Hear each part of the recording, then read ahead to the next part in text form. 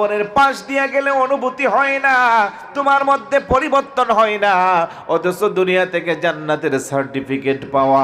হযরতে ওমর ইবনুল খাত্তাব রাদিয়াল্লাহু তাআলা কবরের পাশে দিয়ে যাচ্ছে, ছোট বাচ্চার মতো বিনাইয়া বিনাইয়া কান্না করে।